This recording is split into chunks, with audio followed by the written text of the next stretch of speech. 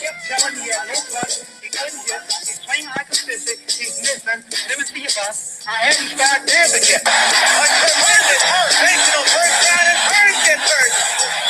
Burns got done. Tackle was done early in the round. Great first round. It's true. Perhaps one of the best in middleweight history. Hey, that black guy in his bang, bang, bang, bang, bang. Funkmaster Flex. Hey, that was I feel like I would give more of a shout out to DJ Premier, if anything, man. What made Funkmaster Flex? Funkmaster Flex. DJ Premier, man. Okay. Boxing Public, what's going on? I'm your host, writer and reporter for RealCombatMedia.com, G.Alé Dampierre, and I'm joined by my co-host and fellow Ring IQ admin, leader of the Ring IQ Boxing Talk YouTube channel, Julius Fox. What's goody? So you've been quite the popular figure on the page this past week, man. You do you have anything you want to say to any starting remarks before we get into the hot topics for this week? Yeah, I mean, I feel like Gervante Davis right now. Everybody feeling well protected. Yeah. Feel nice and comfortable in your cushy area. Yeah, I bet these motherfuckers is mad. They mad. They real mad. But I'ma just say this shit. I don't give a fuck if you mad, dog. My standards don't change, and I'm documented on video. My standards do not change. It's not going to change for Gervante. It's not going to change for nobody, right? It's not going to change. I don't give a fuck how invested you are in the fighter, because this ain't a fan page. If you want to go to a fan page, I suggest you do that shit, because Ring IQ is not a fan page. No, it is not. It's clearly not for the faint at heart. I'll tell you that.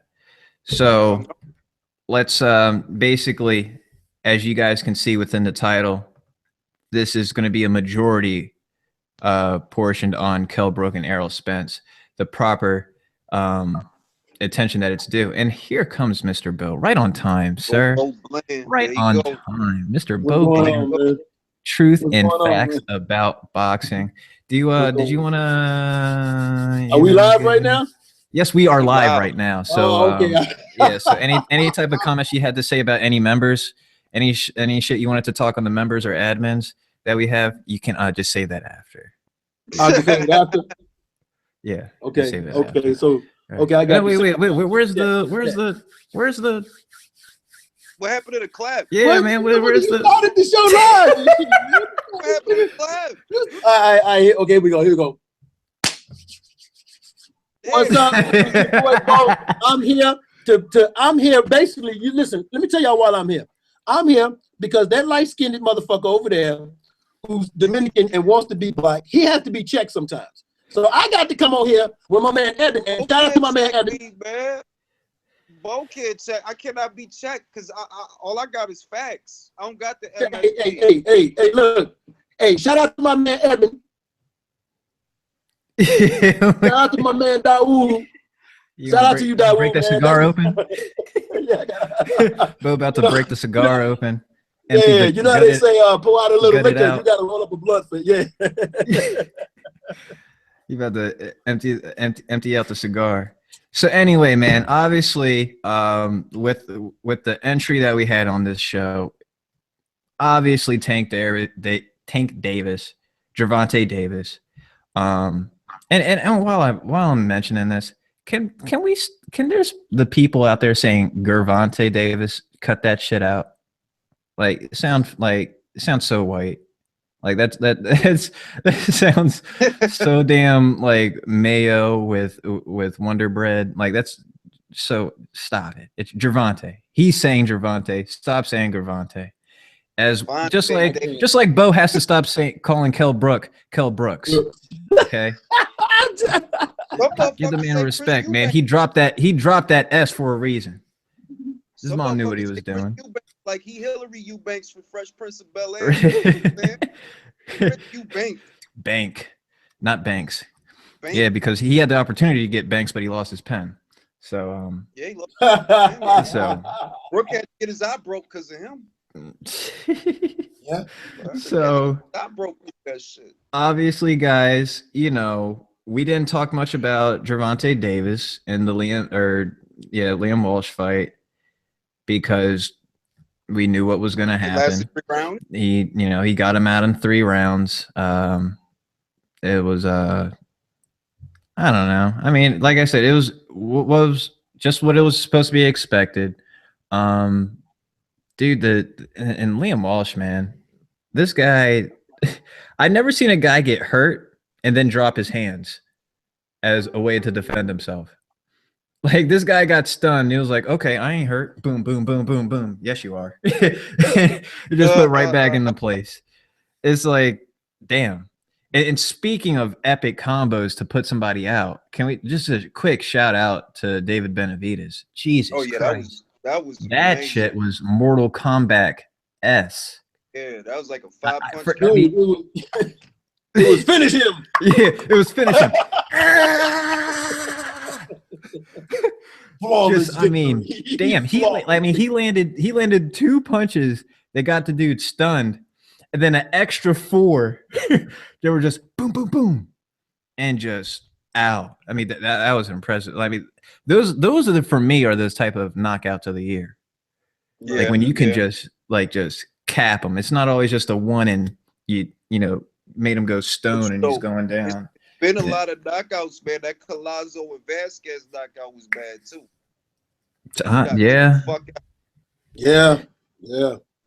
Nah, the fuck out. Hey man, but you know what? The longer Sammy Vasquez fights, the less that has value, man. Because just about it seems like you could just pay a 50-cent toll to knock this dude out.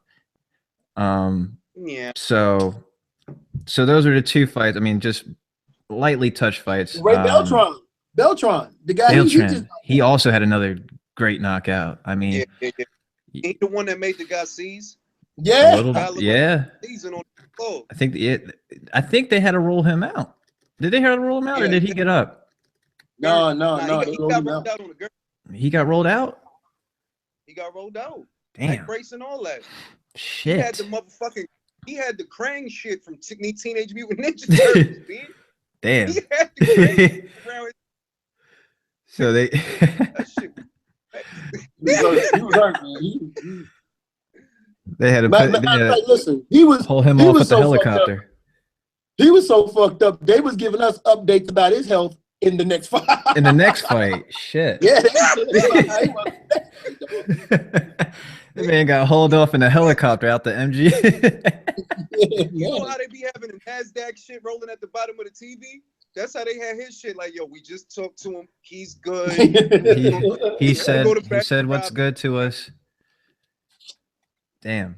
So, Bo, you actually came in just in time because we were hitting a topic, or at least we were going toward the topic that I know you definitely wanted to take part in with Gervante Davis and his future fights from this point on. So, obviously, he knows where I'm going with this. So, obviously, now that Gervante Davis is now, I believe, 19-0, Right. has his first title defense with his IBF title, and before we actually talk about it, the biggest thing that was actually mentioned around this fight was his struggle to actually make the weight. He, technically had 3 attempts to make the weight. He failed on 2 attempts. I think he was over by 2 ounces.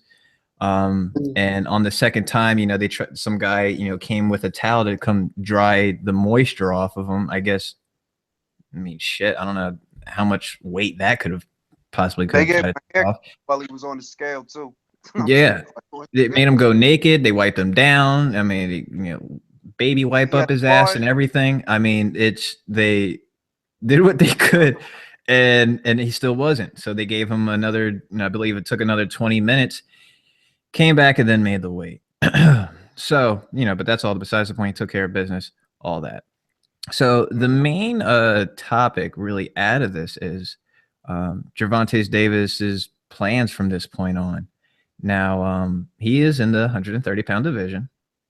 And Mr. Eben Daoud, man, I love that you guys all are coming on right at the same time. This is perfect, and we're live, by the way, so no foolishness.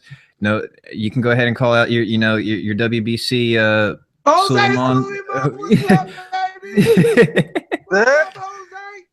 So all right, all right, guys. I'm gonna do this in chronological order. I'm gonna start with Julius, Bo, and then Eben. You can get the last say, but. So Gervante Davis now, he's a champion with his first title defense. It's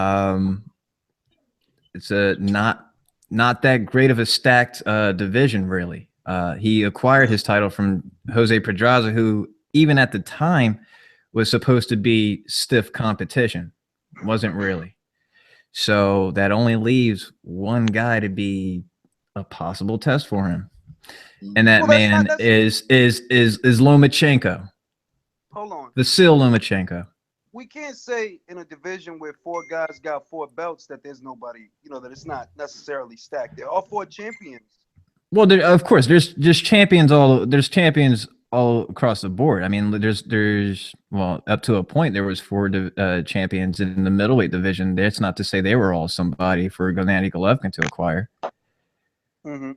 But what I'm getting at is there's clearly a level that Gervante Davis seems to be at least that we can make some type of judgment for him on. And at this point, it only seems like it's Vasil Lomachenko.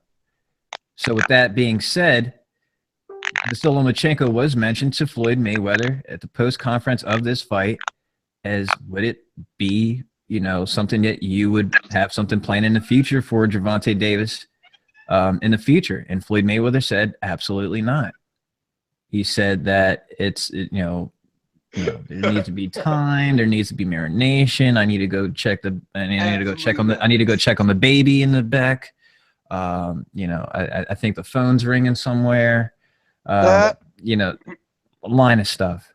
So that being said, it seems like there's a defense for Gervante Davis or just anybody that backs him on why he shouldn't take this fight.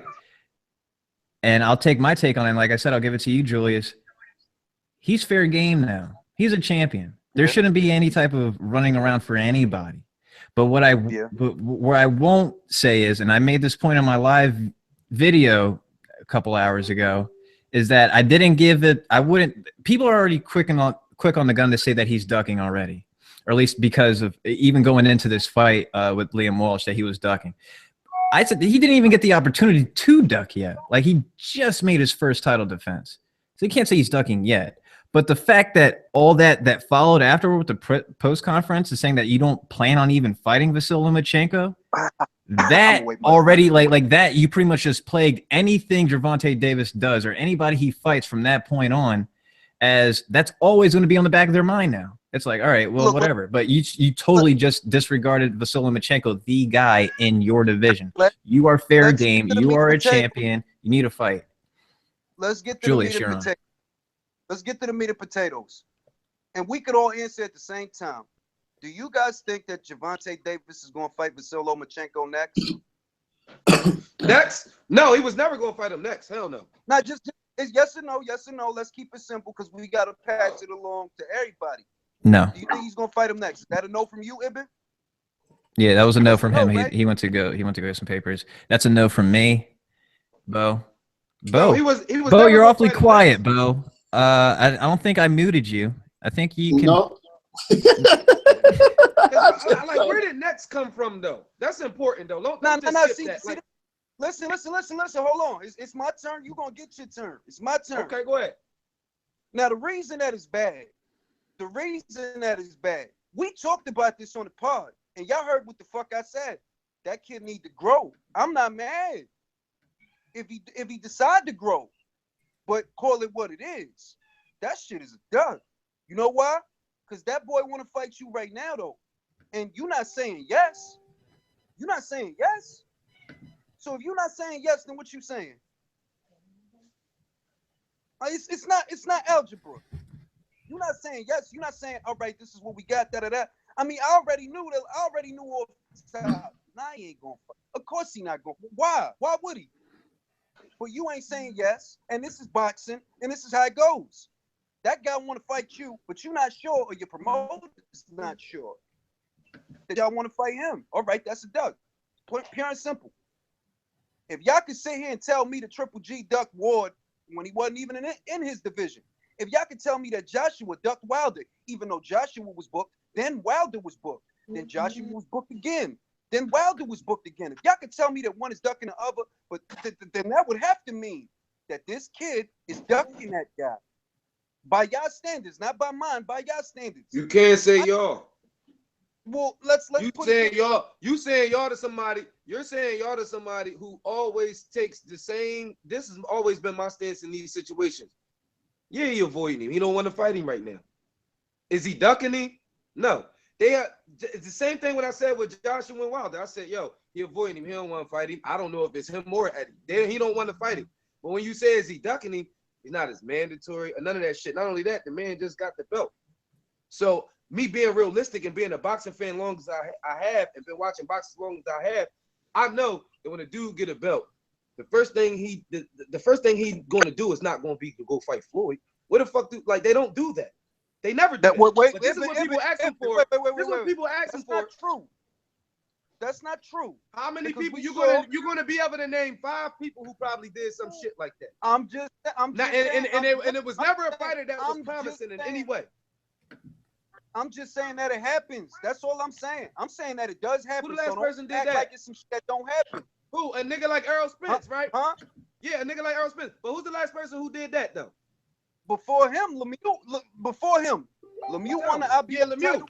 Yeah, Lemieux did it. Yeah, and went to unify that shit right after. And just Can I reply to that real fast, Bo? Can I reply to that why a guy like Lemieux does it? Can I tell you why?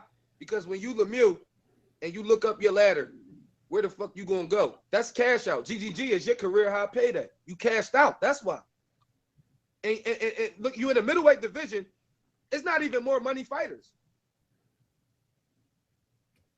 That's why. But with a guy, it was either GGG or Canelo, right? Something with they don't do it. That's all I'm saying. Go ahead, Bo. Okay, well, you know what? Here's my thing, man. Here's the thing with that.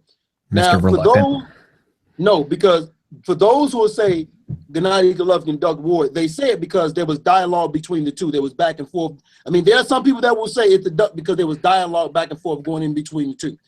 And you'll have people that say, well, because they had dialogue, because there was, partial or rumors of negotiation, I'm going to consider this a duck. But here's the reality of it all.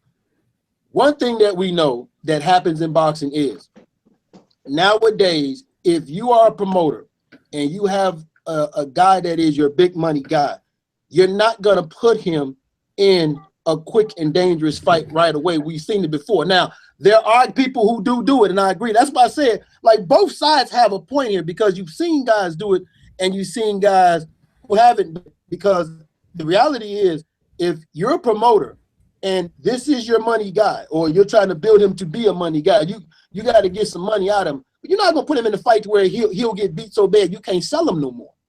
You're going to wait. That way, when you put him in that fight, he'll get paid, you'll get paid, and, if you sell him, it is what it is. But now, to call it a duck, here's my thing with the whole duck thing. See, to call things a duck, it all depends on who you are and how you perceive it. Julius perceives if a guy is next in line and he's calling you, that's a duck. Why? Because people will say that. They'll say, just like with Rigo and Lomachenko, they'll say, this motherfucker calling you.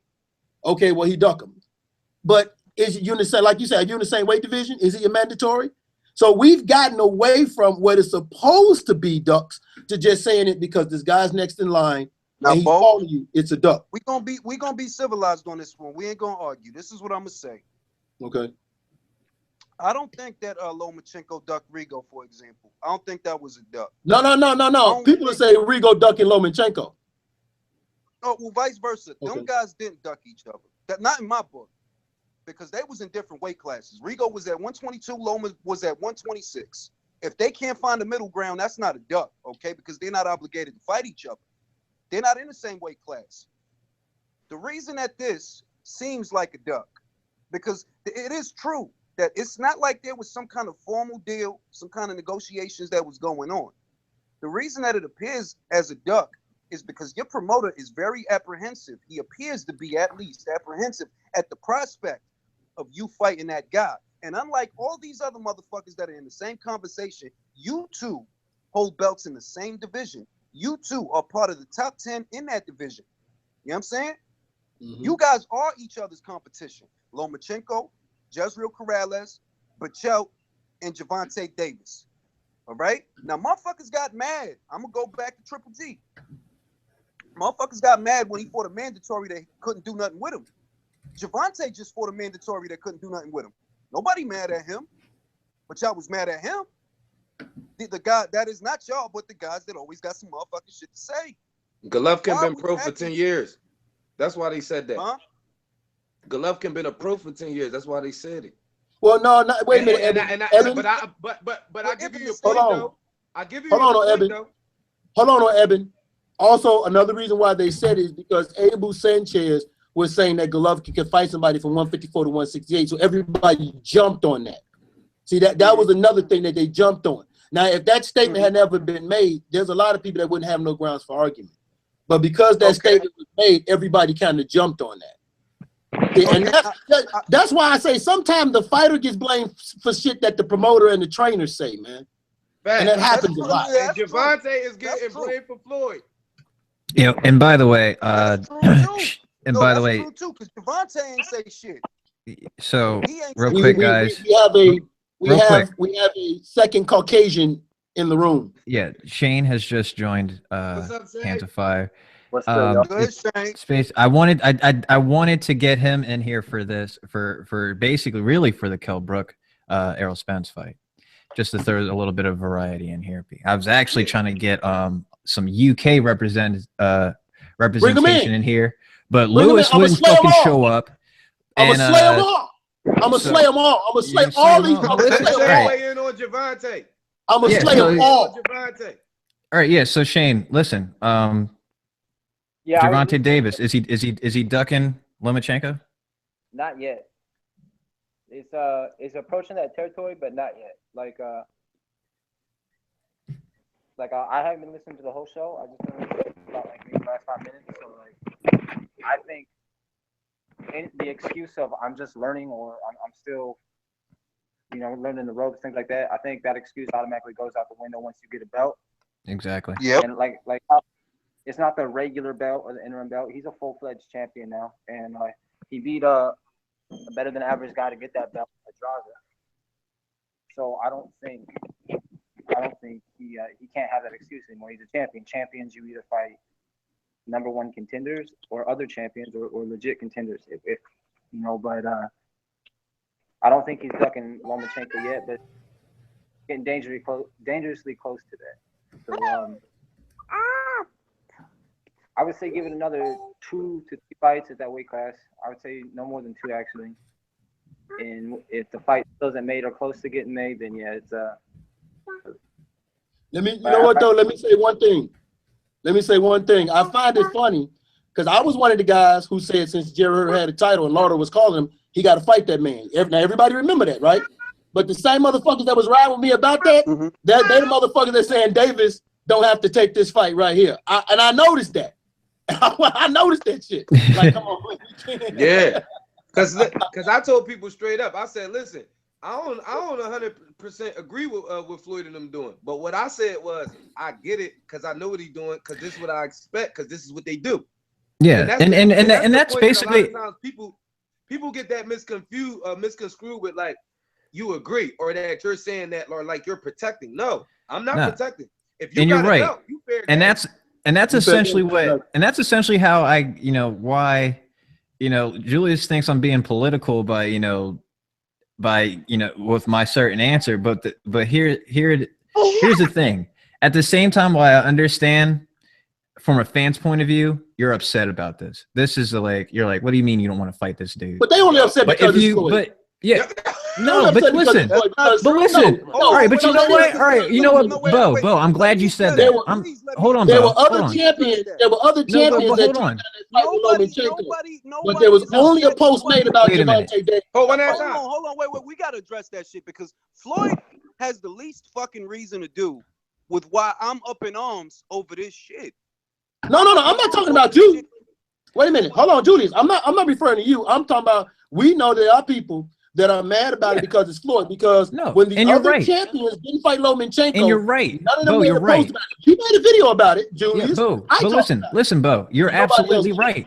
But to that point, there's also people that don't want this fight because it's tied to Floyd Mayweather. So that's part of the full spectrum, man. It goes all the way around. Everybody gets a share of this pie. It's like, no, man. Why y'all trying to make TMT look bad? Y'all trying to make TMT look bad. Y'all don't want to see him do good.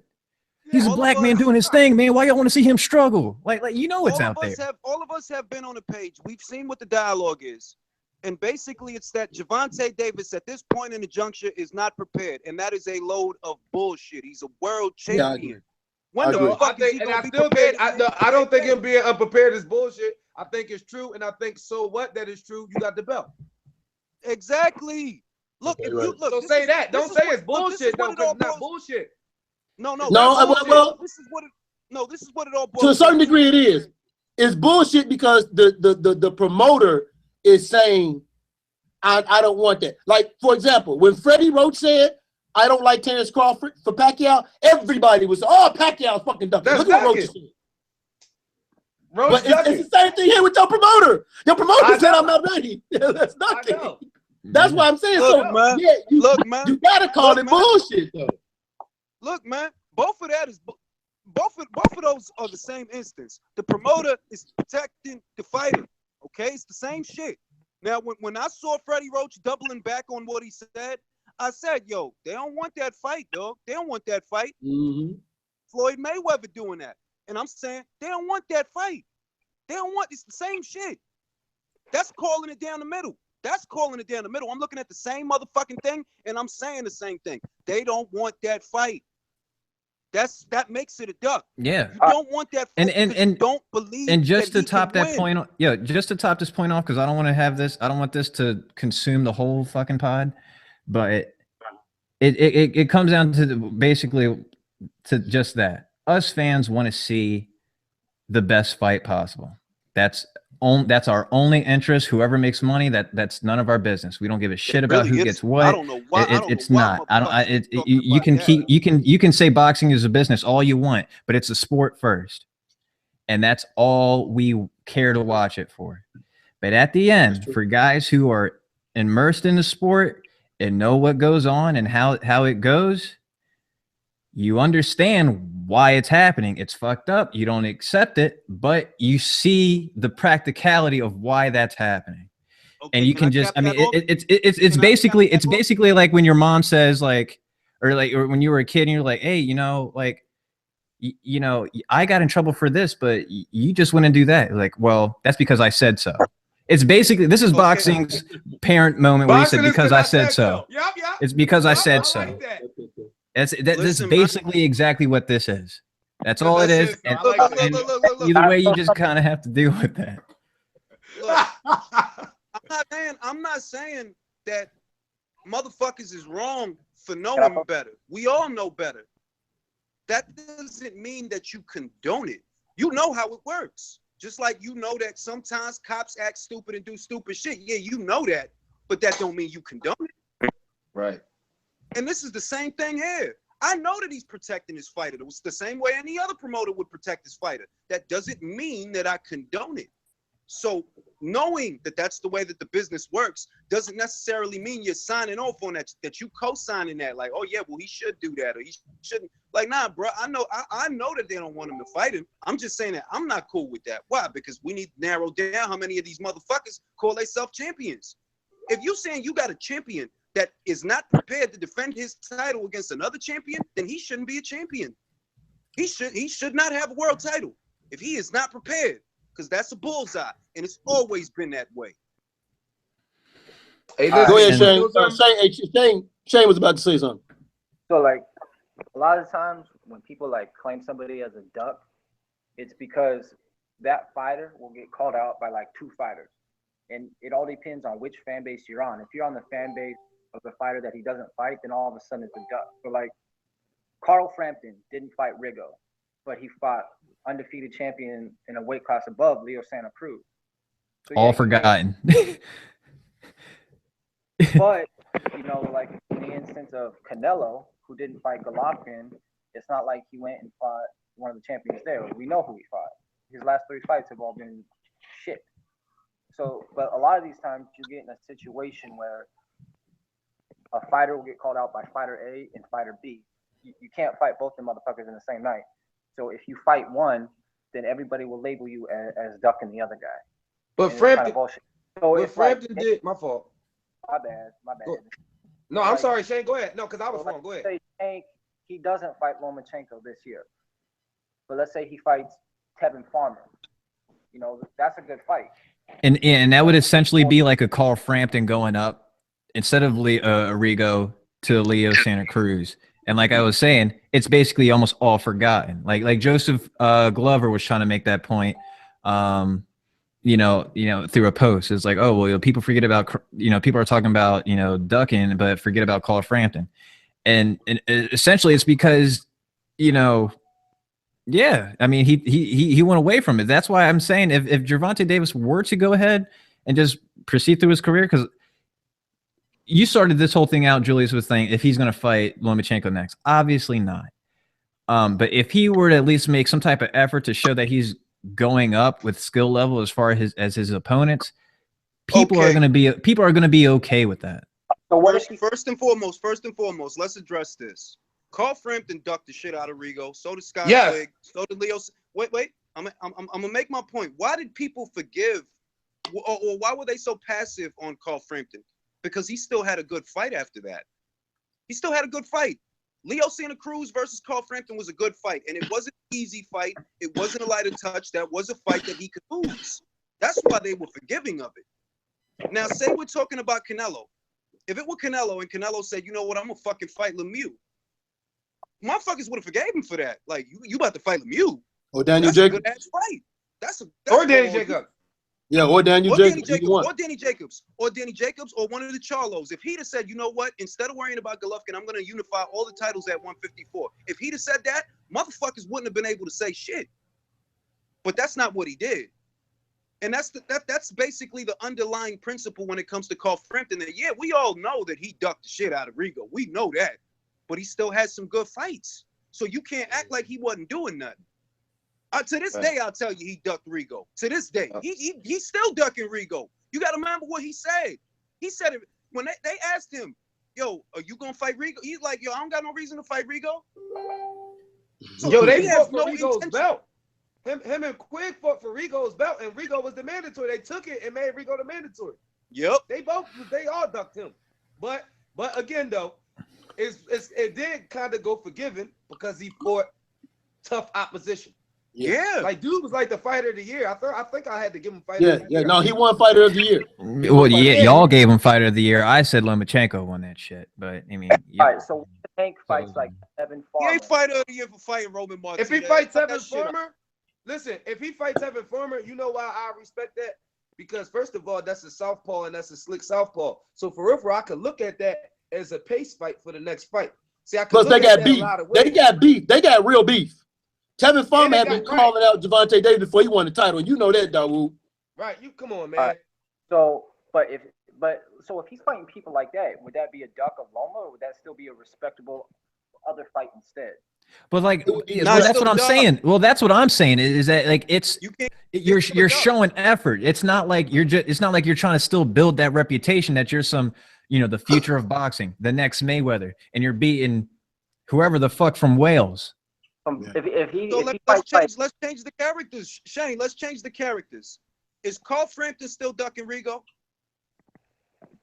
Yeah, he's always been ducking Rigo. It's like, all right, then there's your answer. That means that if Gervante Davis fights Tevin Farmer, in spite of that being a good fight, that would have to mean that he's still ducking Lomachenko, even though here's the thing. Good fight. Can I say one thing about that though, Julius? Can I say one thing about that? The difference is, right, is that we can't say that he wouldn't be moving towards fighting Lomachenko. See, with Frampton, we already know he just ain't fighting. We know that. That's true. You know what I'm saying? If Tank fight Tevin on some real shit, that's warm up. If you beat Tevin, you can go into a Lomachenko fight. Actually, if he was to beat Tevin, I could go into a Lomachenko fight giving him like 40%. But if he fights, because I would be like, well, damn, you just beat a slick southpaw. If he fights, you see what I'm saying? Who was Lomachenko's sparring partner too? Hey, wait, go ahead, Shane. Yeah, and he giving Lomachenko work, and I know about it. I done got firsthand stories. So if I see that, I'm like, oh shit, you know what? Okay, he probably gonna fight him. Fuck that. All right, you know what I'm saying? But the boy just got his belt, and he only got one title defense. I mean, he's not ducking the day after that. God damn. Yeah. All right, Shane, you get the last word on this because I'm fucking sick of Gervante Davis right now. I'm just saying, like, this is what Floyd wanted, though. If he fights, Floyd wanted us talking about that bull. Yep. If he fights somebody like Edner Cherry, then yeah, then the writing's on the wall at that point. But like, here's the big between and Rigondeaux, okay? Lomachenko is headlining HBO card. He's done it several fights in a row. People know Lomachenko. People want to pay to see Lomachenko. He would be the A side of that fight. Is fighting on like the opening fight against who the fuck on the Canelo Cotto card. like that's the big difference between Lomachenko and Rigo. Frampton ducked Rigo for financial reasons. He took bigger fights that were still tons that had more economic upside. All right, Gervante Davis. There's not many fights he can get on, if any, that'll have more of a financial upside than Lomachenko, unless he is on the undercard of a big fight card. That's it. That's the biggest difference. People always say that about Rigo, but I'm gonna say two things. First of all, they lowball Lomachenko's opponents, though. Serious, they do. Go look, right? And number two is this: if those guys fight Rigo, then get it together, Bo. It'll do some numbers. Jesus Christ, Rigo ain't gonna do no numbers. Rigo ain't gonna do no numbers with his own opponent. But if his opponent is Frampton overseas, it's gonna do good. They just use that. Yeah, that's actually. I ain't got nothing else to say. Let's move on. Let's move on. Yeah. All right. So anyway, the guy who really deserves some this much conversation was Terrence Crawford. Now, this, you know, I had in the description of last week's podcast of how Julius had an upset alert on Felix Diaz as a very viable opponent who could do something that, you know, or at least give Terrence Crawford the type of trouble we've never seen him in. And boy, were you wrong. This guy got hammered, smashed, thrashed, banged. But God. You know what the contingency for that was? I said that shit several times on the relay. If Terrence Crawford makes this guy look like fucking John Molina, he's moving up on my pound for pound list. It was always variables to that, but he made him look like shit. I didn't think Felix Diaz was going to look like that, but he made him look like that. So I gotta bite the bullet on that one. I might have gave Felix Diaz too much credit. Yeah, I think you did. Move up. No, you didn't. Bud just need to move up. Hey, well, before we get to that, let me just let's just get to this, because as you guys can see here, man, these fucking stats are retarded. And part of my, political correctness on that, but whatever, man. He landed 59% of his power punches on Felix Diaz. Diaz, of course, only 19% of his total punches, 18%. I have a question. I have a question for you. What's that, bud? Why do you think Terrence Crawford looked that good? Is it because Crawford's that good, or is it because Felix is that bad? Terrence Crawford's that good. Yeah, all right. All right, Yep. now this is the second question I have for you. He looked that good against a very good opponent, wouldn't you say? Absolutely. And that's basically what I see a lot of people that were talking about Felix Diaz like he's just a piece of shit. Like it wouldn't mean anything if Crawford dominated him. To me, it meant something because I've seen Felix Diaz. He's a dangerous guy to everybody else that he's fought. So if Crawford makes him look like shit, well, you got to move him up on the pound for pound. You got to look at who's where on the pound for pound list and how they look in their last fight. I had Triple G Can I ahead say- of Terrence Crawford. I had him ahead of Terrence Crawford. Triple G ain't looked that good in his last fight. Now, Crawford looked amazing. Again, it doesn't matter who you put him in there with. He looks amazing. Got to move him up. I gotta say one thing, yo, on some real stuff, right? No disrespect to my man Ward, but when I look at Terrence Crawford, he is the most dominant champion in his division in all of boxing. And no division is the champion so much more better than everybody else in the division. He destroyed 2 gold medalists, cuz. That's the second gold medalist he caught a body on. And he did away with Postal. He played with all of them. He wound up playing games with all of them. Yeah. Well, and that's the sickest part. He played with these guys. Yeah, all of them. This is what I hate. This is what I hate. Number one, I hate when people want to say shit like he's picking on smaller guys. I hate that shit. You know, like I really truly hate that shit because if you want to talk about somebody picking on smaller guys, I got a name for y'all: Canelo fucking Alvarez. Exactly. Okay, I got a name for you guys: Canelo fucking Alvarez. Would you like to hear him? Cotto's brother, Hatton's brother, Josecito Lopez. I mean, would mother want me to keep going? I can keep going. We keep going. Alfonso Gomez. Yeah, Gomez. Right. Yeah. Right. Yep. So. No Floyd. Right. So he's fought little guys. But here's the thing with Crawford. Crawford is a victim of what we just got through talking about when it comes to Gervante Davis, which is Crawford is a victim of not waiting and letting stuff build to fight these guys so he get more credit for beating them. Because nobody I remember once upon a time people was telling me Victor Postal was a guy Danny Garcia was running from. But all of a sudden Crawford beat him. Well, who was Victor Postal? Exactly. And that shit sticks. Listen, man, that shit sticks up my craw. Like, yo, don't start talking shit about Postal now. A lot of you motherfuckers had him winning that fight. Yeah. So cut the bullshit. I was seeing videos where it was like because of the way Victor Postal beat Lucas Matisse, he beat him down. Danny Garcia didn't beat him down like that. He beat him down. And everybody's like, oh man, this is a 50-50 fight. Crawford gets in there, he shows us a different dimension. And he boxes and he makes this guy look bad. He makes a solid B plus level guy look bad because he showed us elite level talent. But the problem is at that division, that dude's A level. Yeah, right. But the problem is Terrence Crawford didn't say, hey, I'm gonna wait a fight or two, let Victor Postal dominate some guys and make it big, then I'll fight him. No, he said, no, I want that motherfucker right now. Same thing with I want that motherfucker right now. Let me get and this that hurt him. Let me get this in here. They doing to Crawford what they were doing to Golovkin. They're mad that he's that good. They don't want to give him credit because he's that good. That's all it is. Right. And another thing is, and it's a way to try to discredit the opponents just because of their ignorance on that opponent. They know shit about the division. They don't know who the fuck's who in the division. So they can just pass it along as nobody because they don't know. Because when you tell me shit like Terrence Crawford won't be a star until he be Pacquiao, you full of fucking shit. He's a star now. Now, if you want to say he won't be considered a superstar or stardom, okay, fine.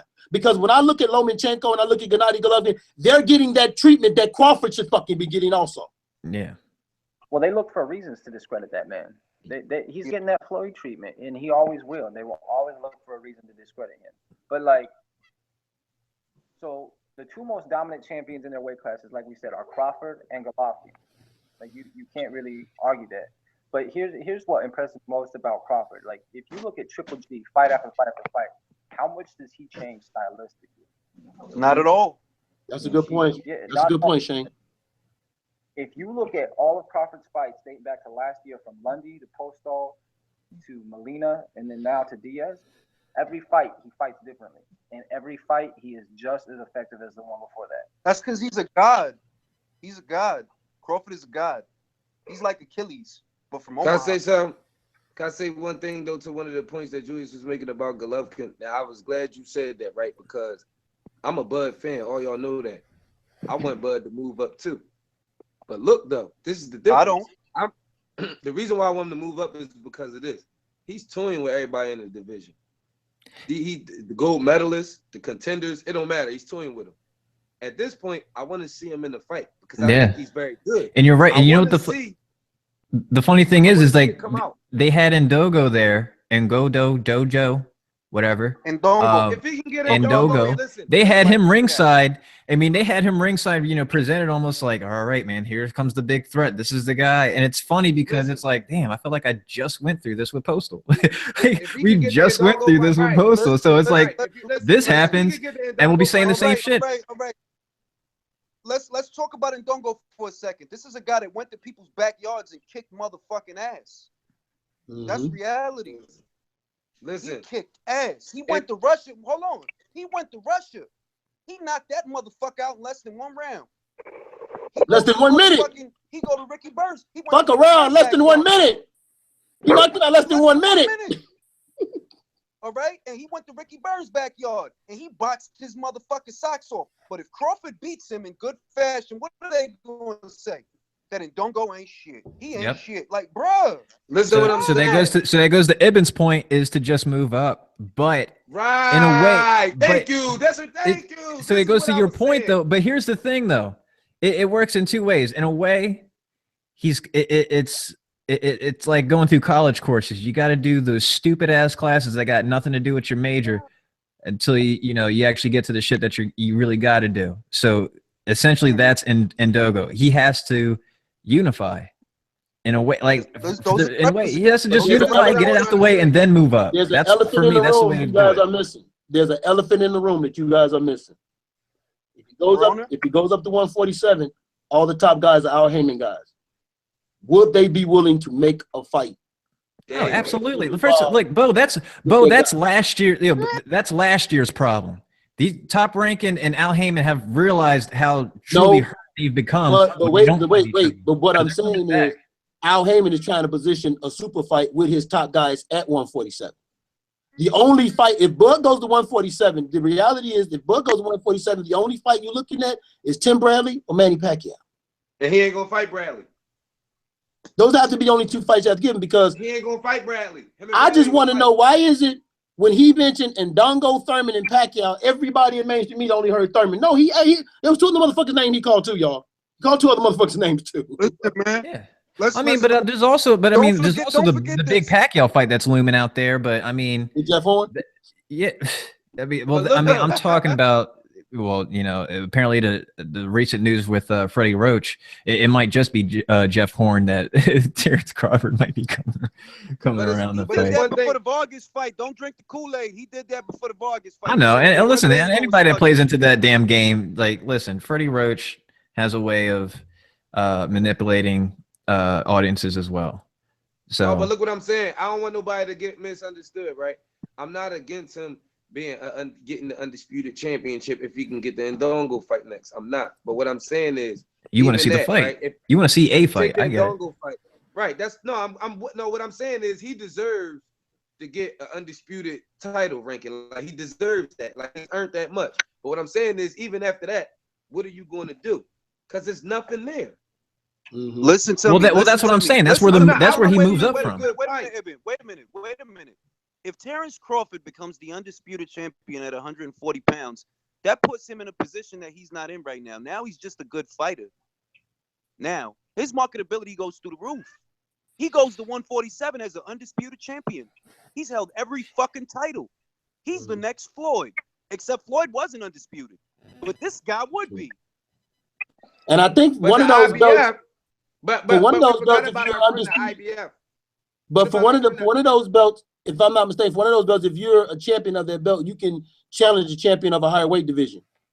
That goes to the WBC and the IBF. I believe it's the WBC and I think it's the IBF. But I know the IBF is demanded. But listen, the IBF is demanded that Ndongo fight the goddamn mandatory next. I think Well, it's look. That shit 40 seconds. Wait, hold on. We're gonna wrap this up. Written in stone yet. That's not written in stone yet. Hold on, we're gonna wrap this up. Shane, you were gonna say something. Go ahead. I think it's the WBO because when Canelo announced his move up, they made him the mandatory challenger for Saunders. The WBC does that too. That's how Danny got the belt. Yep. Okay. But this is the WBO because remember he went down and also fought for the WBO title at 154, right? If you don't lose, Yeah. if you don't lose, you the man up. Yeah. That's what I'm saying. It's like he won the belt against Smith, and then when he announced his move up for the Chavez fight, which wasn't announced yet, he was announced as the #1 contender for Saunders. Yeah, but that's the WBO. You gotta realize the WBO don't have rules. Cotto came out as #1. This motherfucker ain't fought since 2015, and he lost that fight. Yeah, And that bullshit. Yeah, let just get that news out there. Cotto is fighting fucking Kamagai now for the WBO It's not a 147 bad fight, For the title. World Bob It's Organization. not a bad fight though. But it's not a bad. Because you know what? You're right. Because you know what? I hope this ends up being like that damn Trout fight where they thought they were just gonna get a warm up and ended up get his fucking ass whooped. So go for it. He was looking for a light touch for a year and a half, and he thought he got one here. At least that's what this is the best he could. This is what the best he could scrap up. Is this or is this not better than Kirkland? Is this or is this not better than the Kirkland fight? Oh, it is better than Kirkland. Yeah, it's better. All right, that's all I'm saying. That's all I'm saying. It's better than the Kirkland. I didn't want to see that shit, and that was a pay-per-view. That was gonna be a pay-per-view. I don't want to see this neither. People to pay for that shit. I don't want to see this. Basically, that's what. As soon as I saw this shit, I was like, "Man, and I'm not a coochie." hater. Like I'm not a hater either. All right, so look, that's it. All right, so before we move on, just one word answer from everybody. Who do you guys like to see Terrence Crawford next? Starting with Julius, Bo, Ibn, and then Shane. Okay. Who do I want to see? Julius Indongo. Maybe one title defense after, then move up. Bo? Yeah, Julius Indongo, and go up, and Danny Garcia, or the winner of Kell Brook and Earl Spence. Ibn? And don't go, and then go ahead and take an acclamation, and then go ahead for gold, man. All right, Shane? Indongo, and then Jesse Vargas.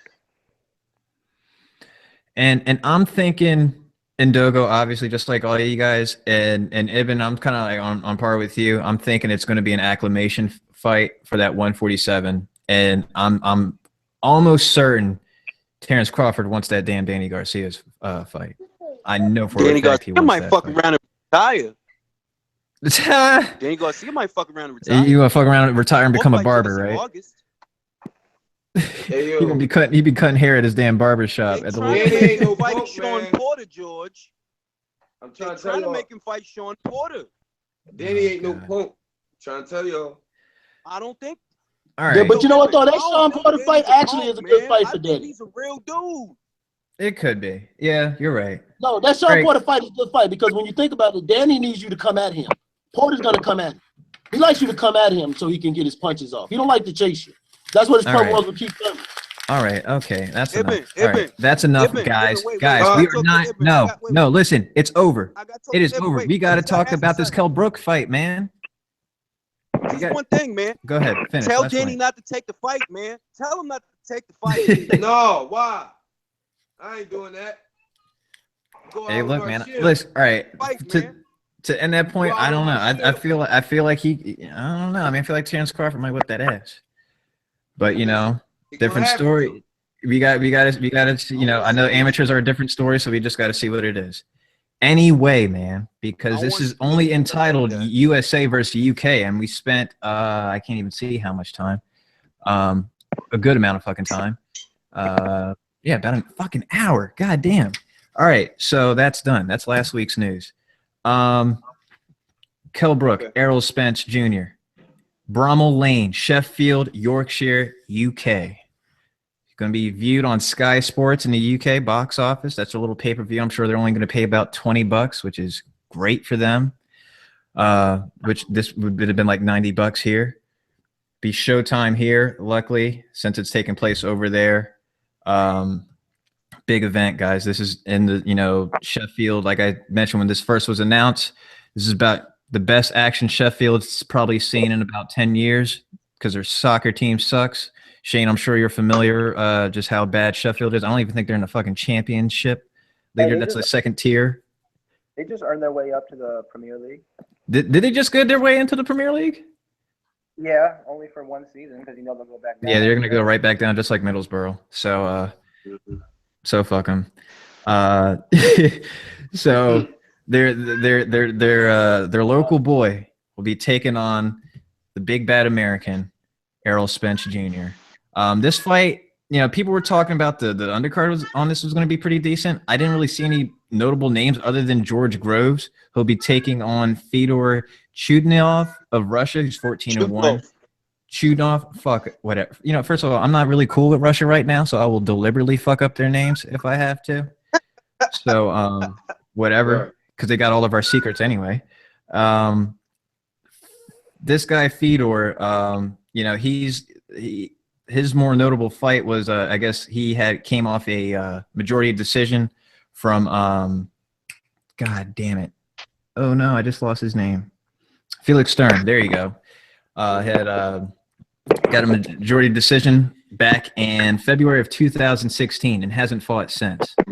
So obviously this looks like just a nice butter up for George Groves again. He's coming off 4 straight wins since his loss to Badu Jack. Clearly this looks just a way to have him maneuvered back into relevancy.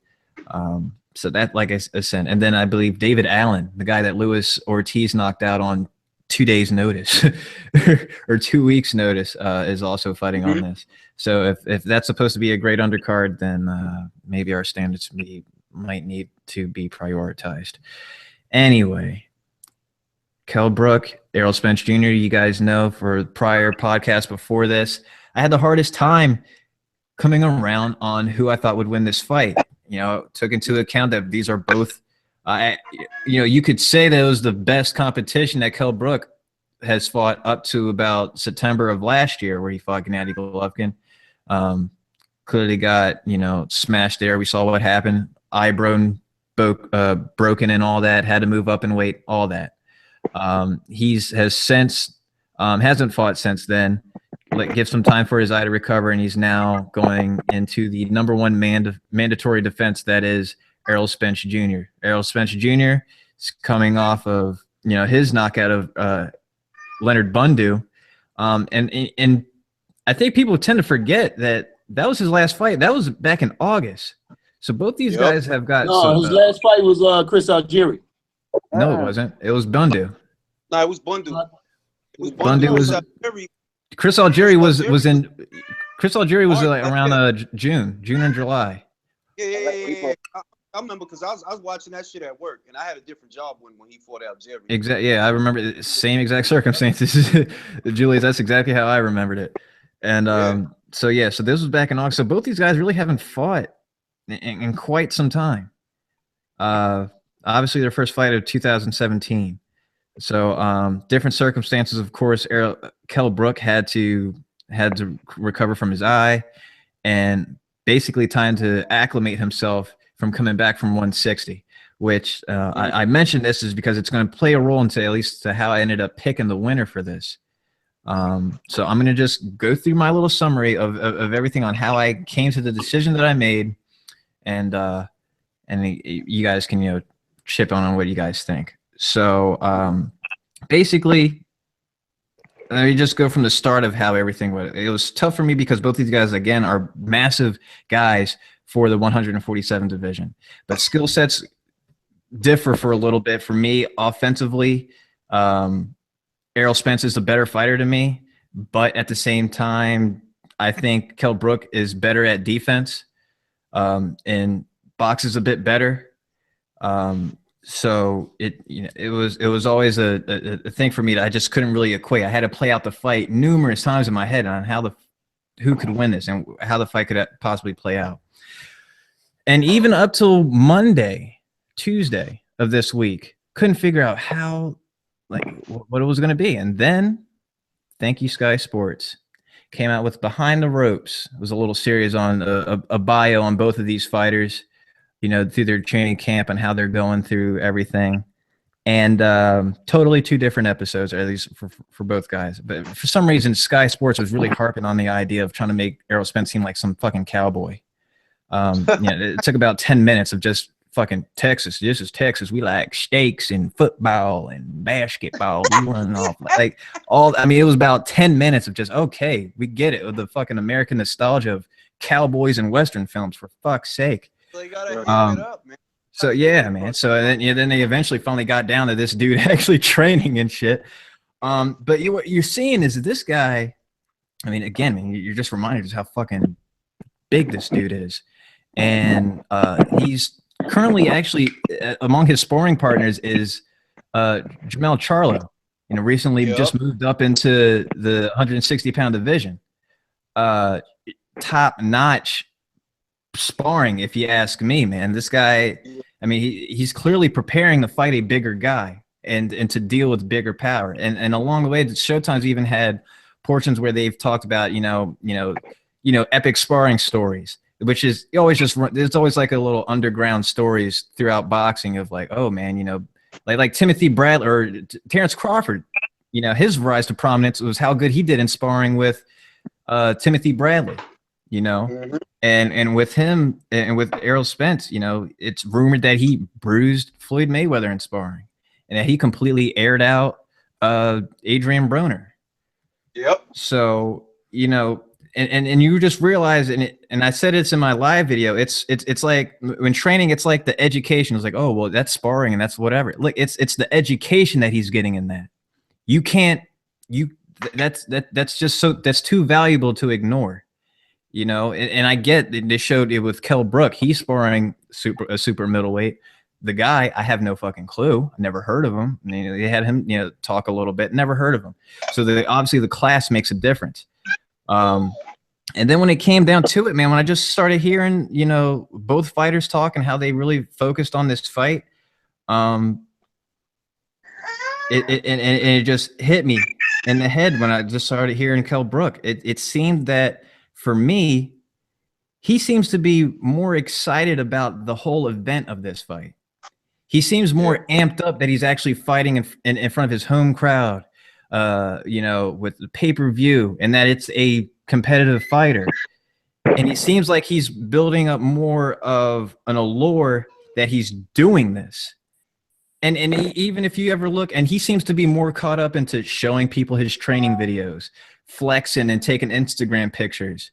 And the recent video I just saw, not even, I think probably about 10 minutes before we did the pod, he has a video of him like on the scale. And, you know, everyone around him applauding, like, yeah, they said I couldn't do it. They said I couldn't do it. So basically, this is a big event. Again, like in a way, like Chavez, it's an event if he's making weight, it seems like. You know who else did that? It's an event. Like he's, like I said, it's almost like it's an event that he's making weight. So with that, I took into account the eye injury. I don't want to put too much into it because I don't know. It's always wishy-washy. You've seen guys like Margarita who's gotten the total fuck beat out of him and still go on and really almost like nothing happened. Or Sugar Ray Leonard, where that eye injury just plagued his career for the majority of it. I get it, Bo. I know. You said it. So then you take into account that he's coming down from 160. This guy, again, like I said, the event that it seems like to me, it's an event that he's making weight. And then you also have Errol Spence, the fact that he's a vicious body puncher. This guy has an attack to the body like it's personal. It's almost like you ate his last sandwich and he's trying to make you cough it up.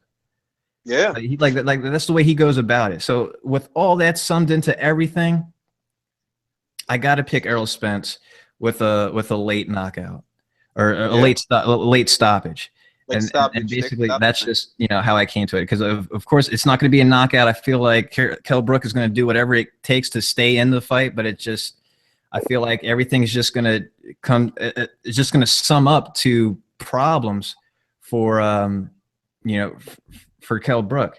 Now, before I hand it off to you guys, like I said, I wanted to get some UK perspective here.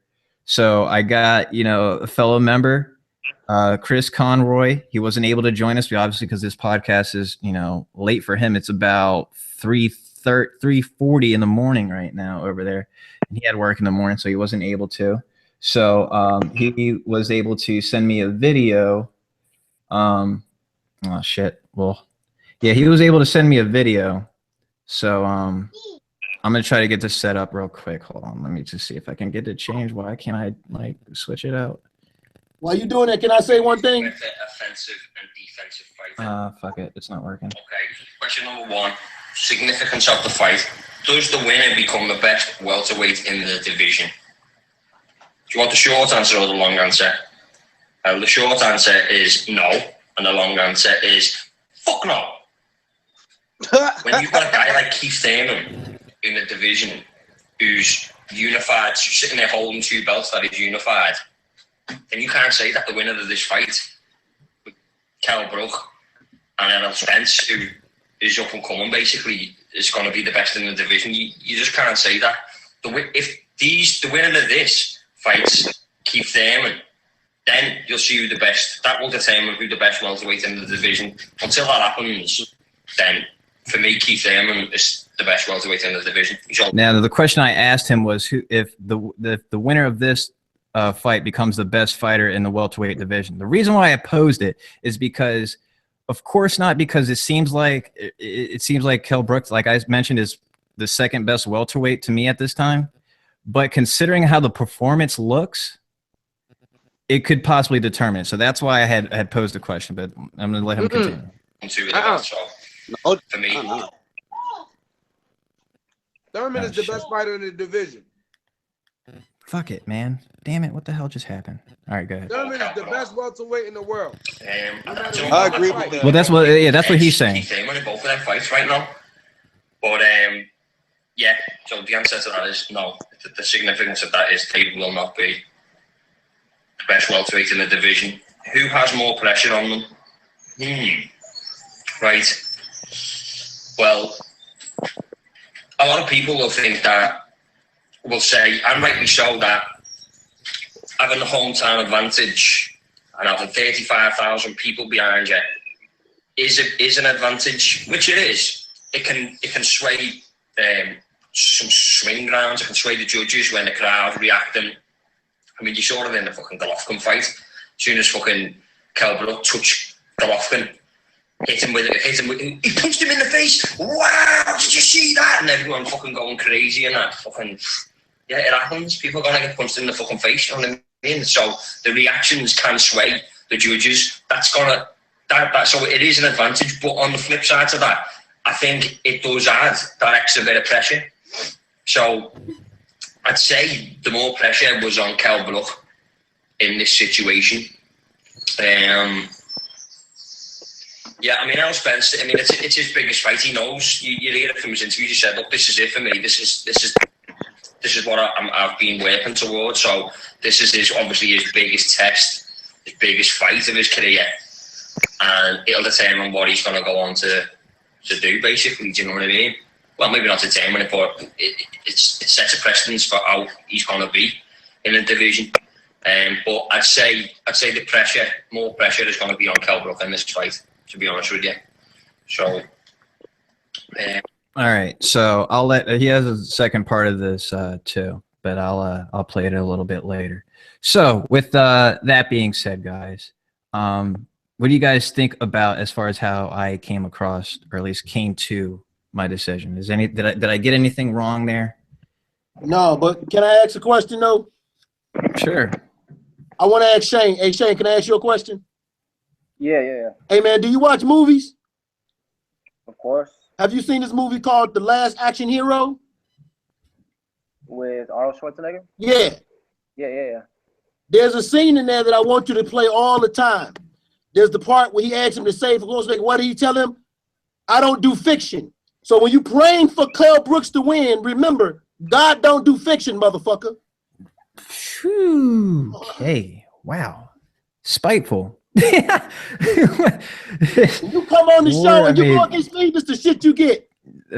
Captain America, Shane, you got to defend yourself, buddy. What do you got to say to that? Yeah, I don't know.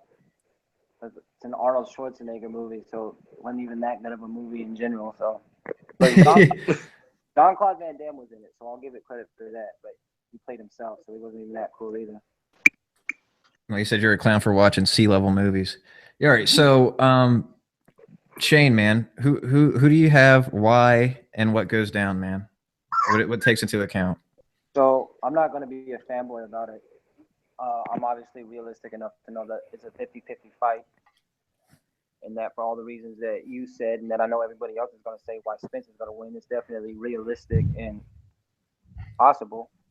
But I'm going with Brook because I mean I'm a fan of the dude since I was a junior in high school. I first went on the ring and tried to watch the first fight I could as soon as possible with Michael Jennings.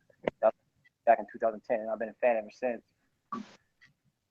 What goes on in the ring, why I think he could win, is because Brook's best punches, his jab, and then his best combos is 1-2, which is they're gonna be hard shots that Spence hasn't competitively. In sparring is different, but competitively he hasn't faced that yet. And in sparring, they're wearing gloves that are twice the size, and they've got headgear on. And when you're sparring with people that you know, especially people you're cool with, even if it is competitive, it's never as much as it is in a fight, even with Jermell Charlo. So I think with a 1-2 against the southpaw, coming hard with his movement, upper body, and work, it's going to pose a lot of problems for Spence, especially because Spence really has to set when he throws most of his shots. And Brook has very, very good timing. So when Spence has to set the throw, I think Brook's going to have a lot of timing for him. Is he going to rock him? Possibly. I mean, we've seen Spence rocks minimal times before, but it has happened. Can Brook do it? Yeah, I think so. Does he have one punch knockout power in this fight? I don't think so.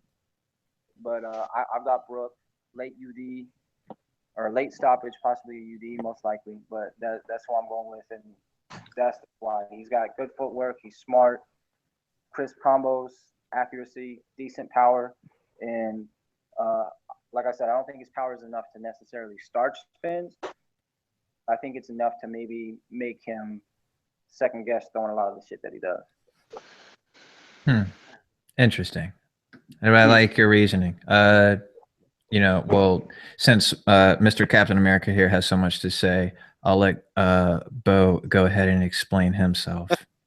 Yo, I'm not Captain America, man. Captain America is white, motherfucker. I'm the Black Panther. Oh, okay. I'm sorry. It totally made a difference. I'm the Black Panther. You're the Black. You can't poison the Black Panther. And Black Panther's a bad motherfucker, G. But hey, look, you know what? For all the reasons that you said, Jose Roman. Huh? When are you going to respond to Jose Roman? I'm gonna do what? When are you going to respond to Jose Roman? I've been responding to. No, Jose Roman needs to respond to Julius. And you know what? Yeah, and I just want to say this right now. I'm glad everybody can answer questions. I appreciate everybody answering questions and not beating around the bush or coming up with fucking minds that ain't got nothing to do with what I'm asking you. I appreciate that. But yeah. But here's the only reason why I'm going with Errol Spence, and I said this. Number one, you say his eye is healed, but here's the thing, and you mentioned it, Shane, in sparring, everything is half pace. Everything is them taking it easy on you. So that orbital bone hasn't really been tested at 100%. The orbital bone hasn't really been tested in high, fast, octane impact fighting. It's been tested in a controlled environment at half speed, not at 100% speed. So what happens when Spence hits that orbital bone at 100% with all his power? Where does Kell Brook's mind go if it tweaks if his eye just twitches a little bit from that punch? Where does his mind go? Back to the Golovkin fight. That's where it goes. And then him coming down in weight. The thing is, he's coming down in weight. Now you got a guy, there's a body puncher hitting you. The reason why Roy Jones was able to get past Tarver with that, because Tarver never went to Roy Jones' body. Spence is going to go to your body, so he's going to test your body, see if your body can absorb those punches from coming down in weight, because it's not as strong as it used to be. When you maintain weight and then you come down, your body's not as strong when you come down versus when you was maintaining it. And exactly. you said something about Kell Brooks with the 1-2, and I agree with you. But his 1-2 was against subpar level type of opponents. Mostly That's Kell part of Brooks, my reasons. That's mostly that's Kell Brooks, the nail on right? the head. Mostly Kell Brooks. He likes to, throw at you, jab at you, and when you get close, he holds you and try to catch you on the way going out. So will that work against Errol Spence? Now Errol Spence does not And move. the 1-2 is not as effective on southpaws. That's another reason. It's Right, more that's so right. right Y'all hand, left saying hook. y'all saying all my. But more so but hold right-hand, on, wait a left minute hook. though. That's Here's the what the thing, fuck I guys. was gonna One at a say. time, gentlemen. But here's what we got to remember. Kell Brooks is undefeated against southpaws, but none of them have been Errol Spence though. We got to admit that. And Errol Spence, and Errol Spence doesn't necessarily move his head, but again, We don't do.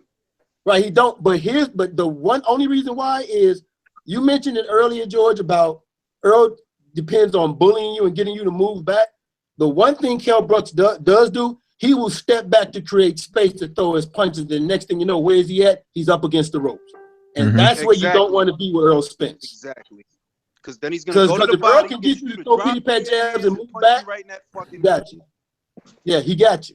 Go ahead, Julius. So that's the only reason why I'm going with him, because of those two reasons. I'm not confident in his eye, and I don't know what his body can take after losing that weight. Because again, maintaining weight is one thing, but coming down in weight and getting hit in that body, now we got to see if your body can absorb the shots.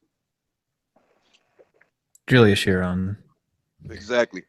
Well, if I'm going to give my reasons, I never forgot who Kell Brook was. I think a lot of people drunk the Kool-Aid because of that Golovkin fight. Kell Brook was a guy that left a lot of people wanting at 147. He fought Sean Porter 3 years ago. That's about it. Now he's fighting a big welterweight like himself who can hurt you in more than one place, and you're physically compromised. You coming off an ass whooping, and you juggling weight. And this guy goes to the body.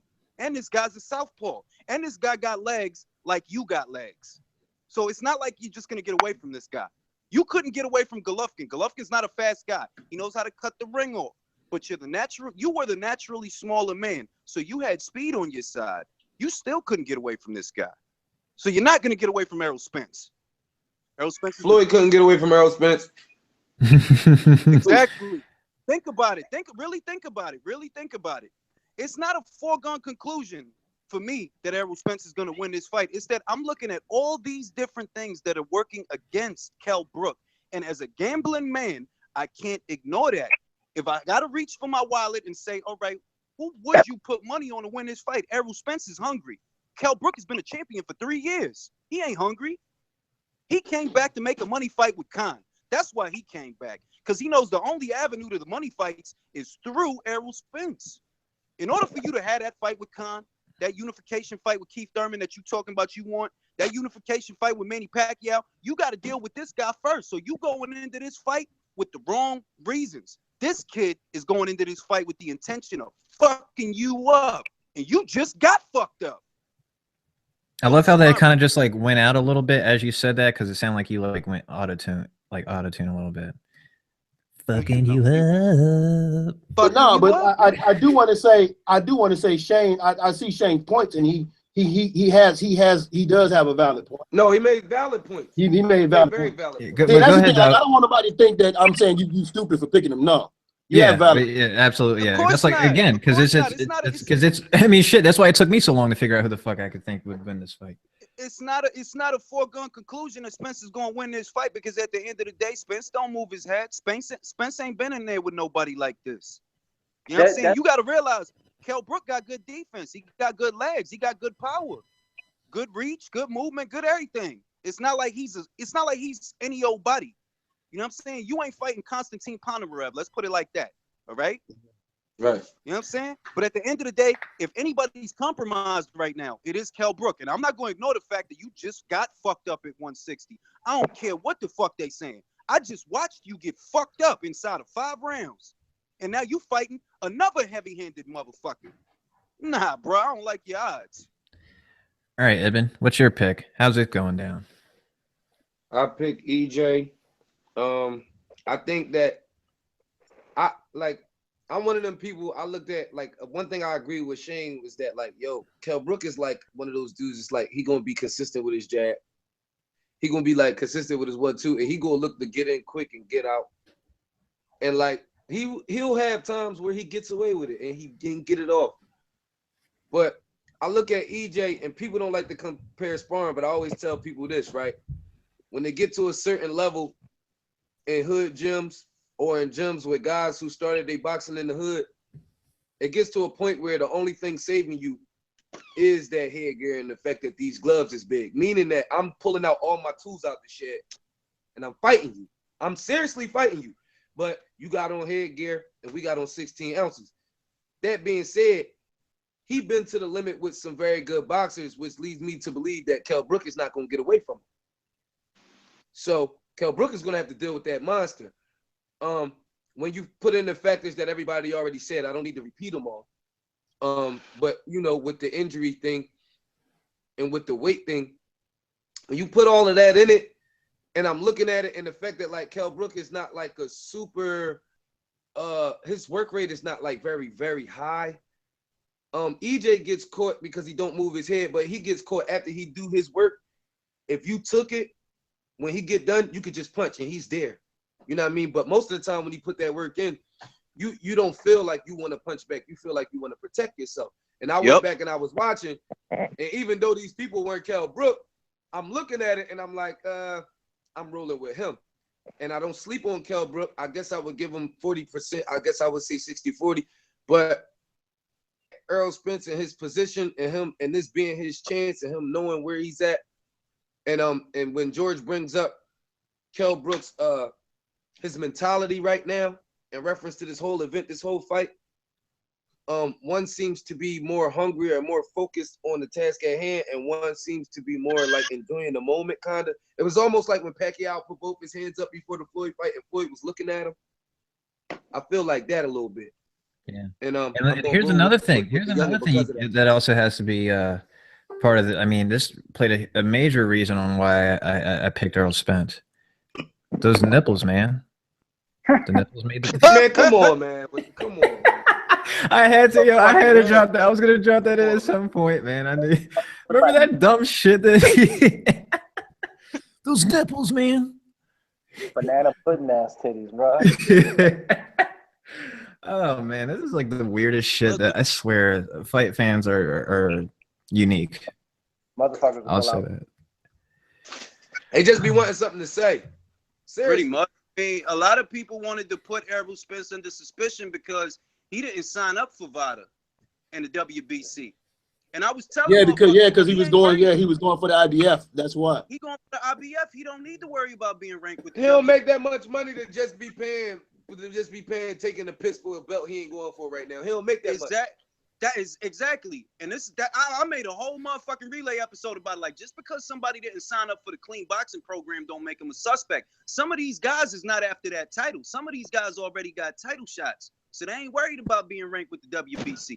Motherfuckers seen that shit.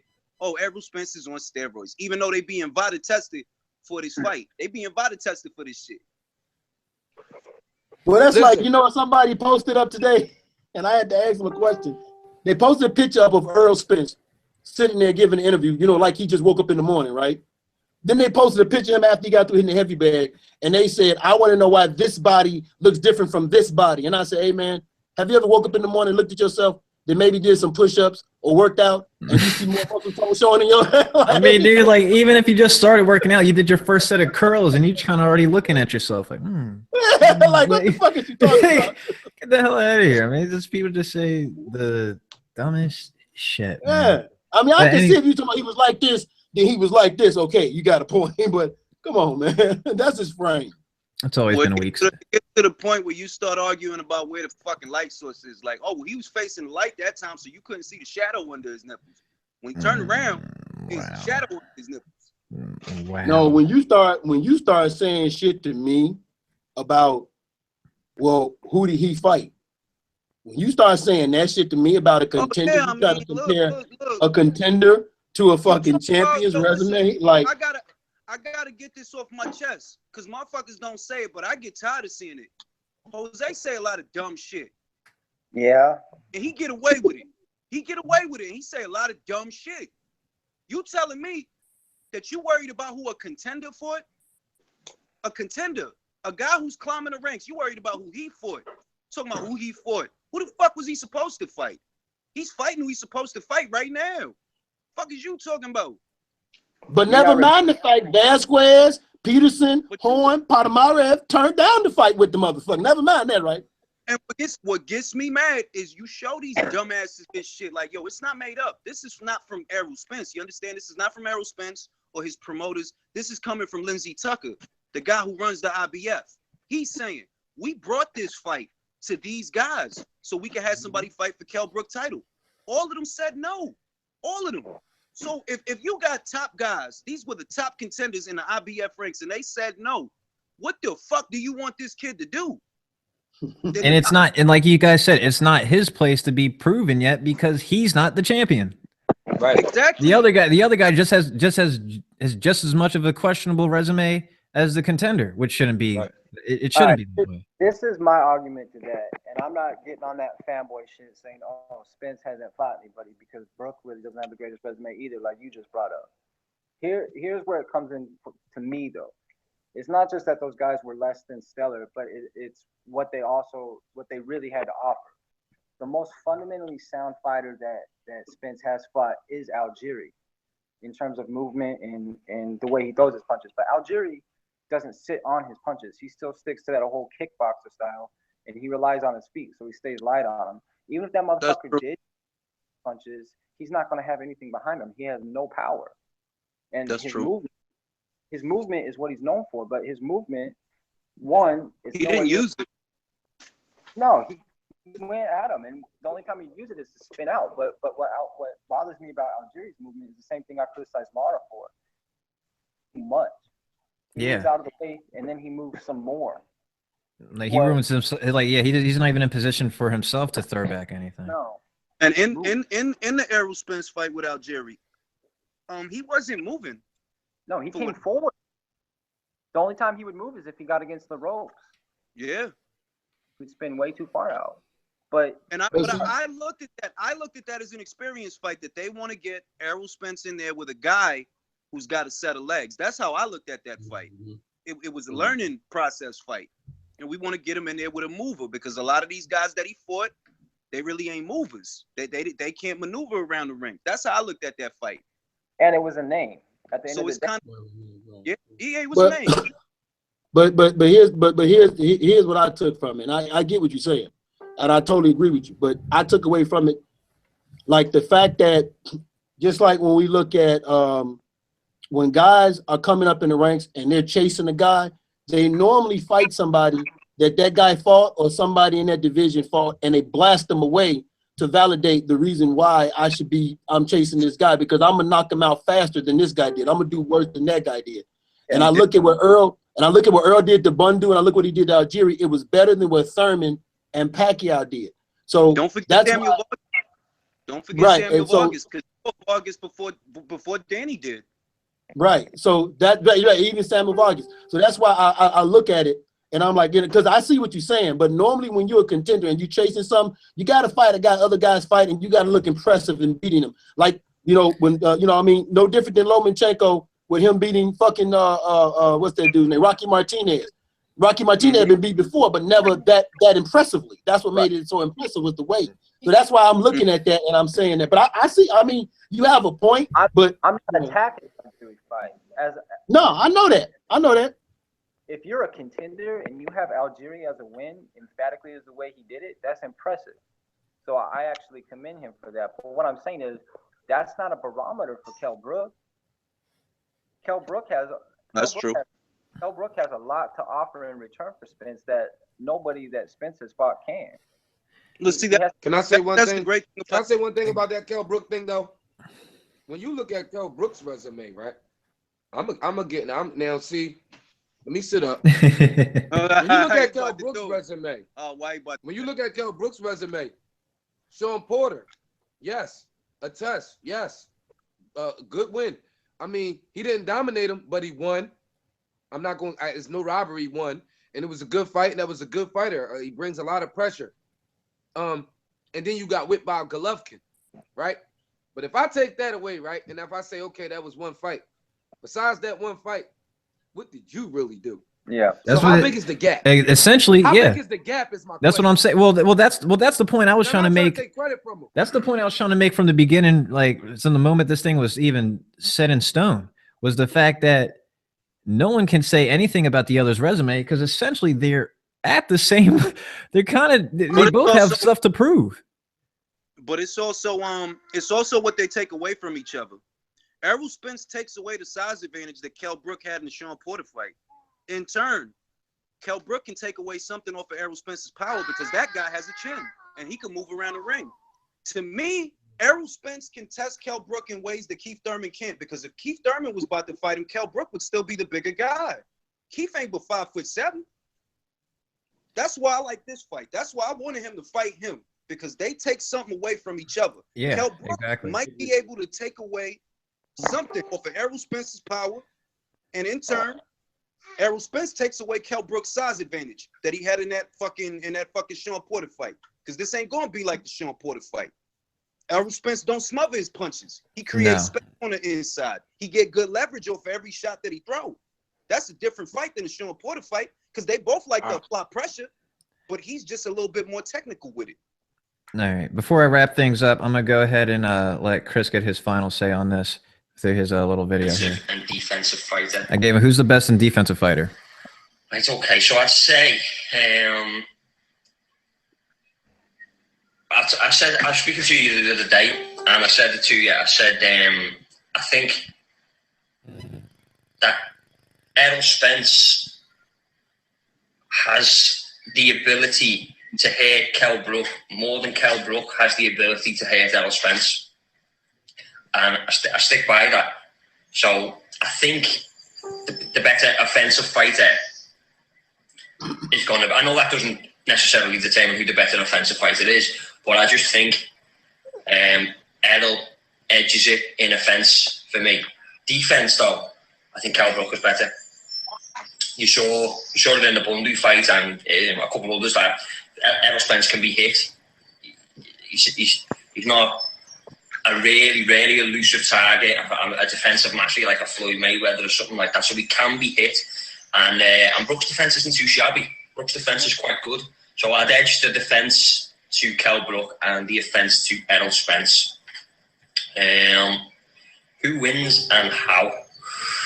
Right, I know you thought I was going to pick Kell Brook for some strange reason, even though I've posted loads of fucking things saying I think Errol Spence is going to win. So I think Errol Spence is going to win this fight. I mean, I think it is a real 50-50 fight, which is it's fucking great. This is what we want in boxing. We want to see these 50-50 fights. That doesn't necessarily mean it's going to be really close, but I think it could go either way. But I want to edge it towards Spence. I think with Kell coming down, but losing all that weight from 160, I know people are saying, "Oh, look, he's made it easily. He's come down," but he's made weight, but that has an effect which could tell. I mean, I think the fight is going to go till the late rounds at least. It might go all the way. A lot of people are saying it probably will go all the way, but the negative effect of losing all that weight can be a loss of stamina.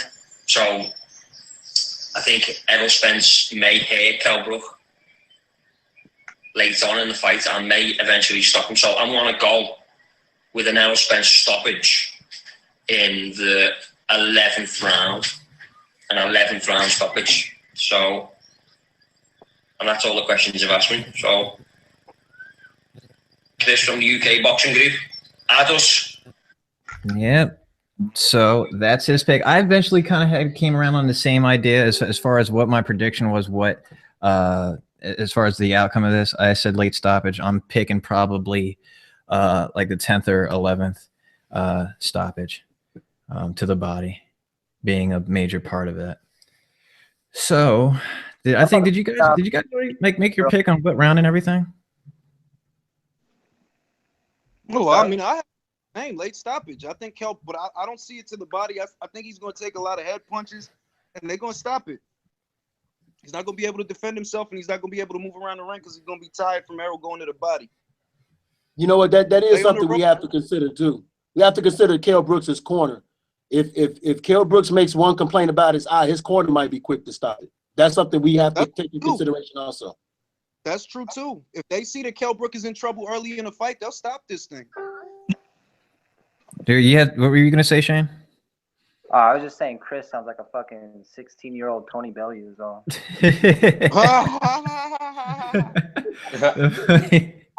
I used to always You I got used the to always Bellew, make you fun of got him. the I tell him Bellew he accent. sounds like he has a mouthful of marbles when he talks.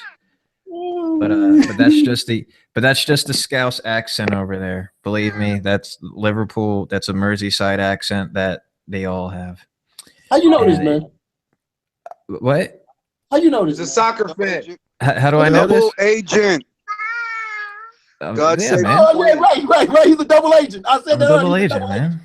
Listen, He's a double listen. What do you think? What do you think I can get away? If I grow this a little bit longer, I can just blend right in Saudi Arabia, man. If I cut my hair a little bit low, I can just be I can be a dark skinned Frenchman. That's You true. know, so it's whatever, man. I could easily be an agent for the CIA. They've already been calling me up already. Talk about that dumb fight, man. That was a robbery. Which fight? Why we ain't talking about Endom Murata? Oh well, I didn't watch that fight, so that's why we didn't talk. We can talk about Bob Evans going off on the media. Showtime and HBO don't run boxing. Yeah, well, without him, you would have no place to show your shit, would you? Yeah, and now he ain't got no platform. Right, you got Mario Lopez trying to. Or no, that's not even him anymore, right? Does Mario Lopez do like commentating for them? Is that just Golden Boy? That's Golden Boy, right? Just Golden Boy. Damn, he's ass out as far as air talent. he keep having Stephen A. Smith and Timothy Bradley on Fight Call. Damn. So, I guess Stephen A. Smith. Hey, look, but you know what? I'll give it to Stephen A. Man, he's taking the effort. He is a fan of the sport, and I'm not going to knock somebody for being a fan. Like he's coming from casual to he's trying to make that inroads to being a dedicated fan, and for the most part, he is. He knows some of his history. He's a casual watcher, so I'm not going to knock him for not knowing everything. He admits he's a casual, so he's safe. Exactly, and that's and he's Alexis Ribeiro. Okay. Shots Alexis being fired. Is a casual. No. Nah, Alexis Ribeiro is a self-professed casual. He says he's a filthy casual. but Adam, that's he what not. he says. No, but look though. Alexis is not really a casual. He spends too much time reading articles and so on and so forth. Yeah, no casual takes that much time. He just does not Hey, want to man, be listen, I'm not gonna say nothing bad about that. I'm gonna pour out a little liquor for Alexis.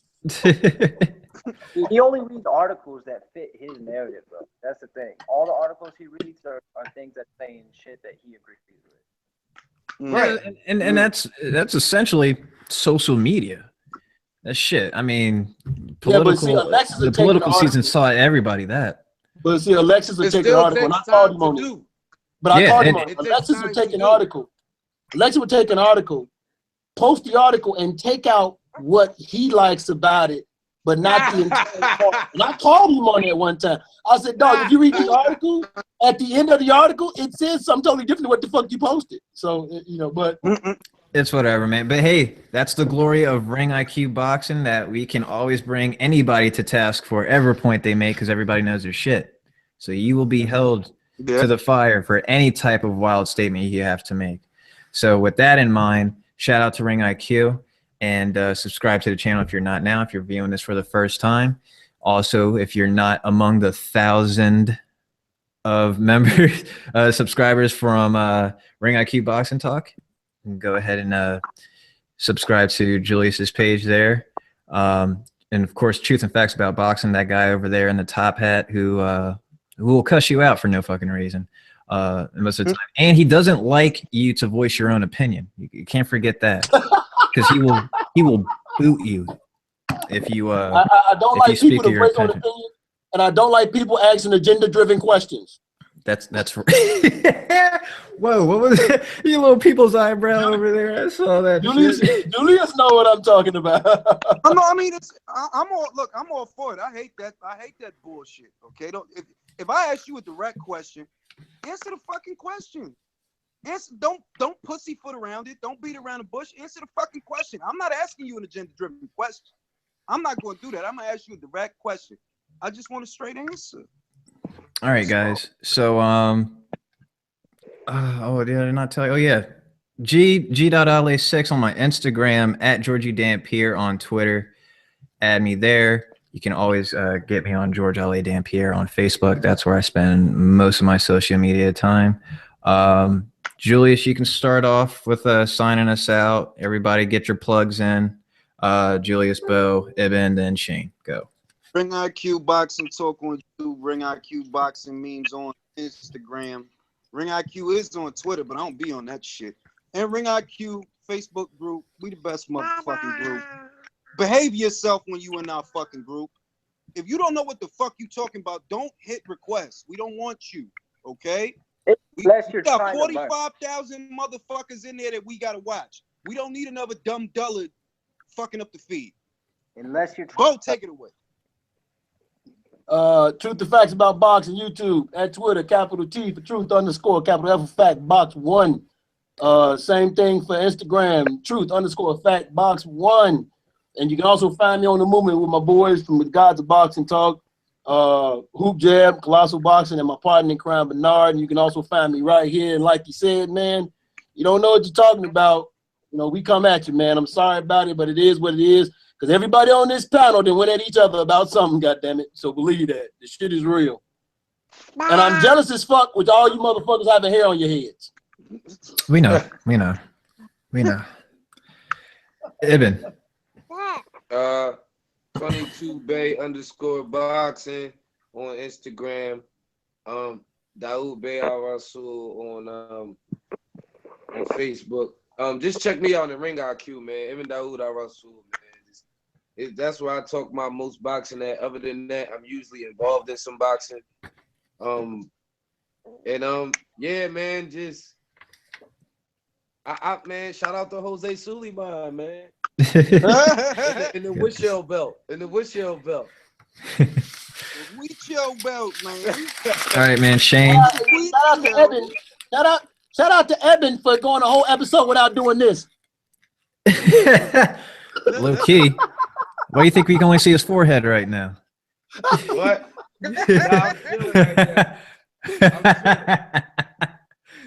Yeah, Shane. They don't call it Philly. They don't call it Philadelphia for nothing, goddamn. Shane, take us out. All right, I'm on Ring IQ. I'm usually jumping on your guys' shit. You tagging teaming other motherfuckers with y'all. I don't have my own page or nothing. Just on there. And then Bo called me out as soon as I got on the show with his Arnold Schwarzenegger quote. So I'm gonna close with this. Yesterday, my commanding officer called me to tell me I've officially been promoted to quartermaster first class. So now I'm officially a higher pay grade than you ever were in your time in the Navy. So stay in your pay. Oh, yeah, the ultimate clap back.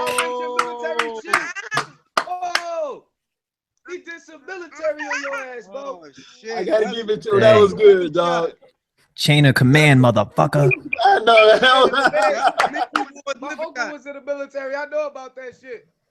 Hey. I see my uncle tell a cop he outranked the cop before. He was like, I'll outrank you, son. I'll outrank you. You say that shit to a cop. So I know y'all take that shit serious in the military. I wasn't there, but I know y'all take that shit serious. I like that. All right, guys. Until next time, catch you guys next week for another episode, and we'll be doing a full review on this glorious event. I'm sure that'll be Saturday. So until then, see you next time. Peace. Chocolate brownies all day.